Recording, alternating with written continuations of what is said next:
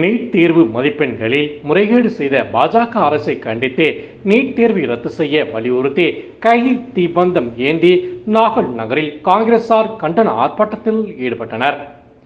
சமீபத்தில் நடைபெற்ற நீட் தேர்வுக்கான மதிப்பெண்கள் ஜூன் மாதம் 4ஆம் தேதி வெளியிடப்பட்டது. இந்த மதிப்பெண் பட்டியலில் பாஜக அரசு குளறுபடி செய்திருப்பதாக குற்றச்சாட்டு எழுந்தது. இதனைத் தொடர்ந்து நீட் தேர்வு மதிப்பெண் பட்டியல் குளறுபடி செய்ததாக பாஜக அரசை கண்டித்து நீட் தேர்வை ரத்து செய்ய வேண்டும் என வலியுறுத்தியும் திண்டுக்கல் நாகல் நகர் பகுதியில் திண்டுக்கல் மாவட்ட மாநகர காங்கிரஸ் தலைவர் மணிகண்டன் தலைமையில் காங்கிரசார் கையில் தீப்பந்தம் ஏந்தி சனிக்கிழமை மாலை 6:30 மணி அளவில் கண்டன ஆர்ப்பாட்டத்தில் ஈடுபட்டனர். இதில் பாஜக அரசை எதிர்க்கும் விதமாக கோஷங்கள் எழுப்பி காங்கிரசார் கண்டன ஆர்ப்பாட்டத்தில் ஈடுபட்டனர்.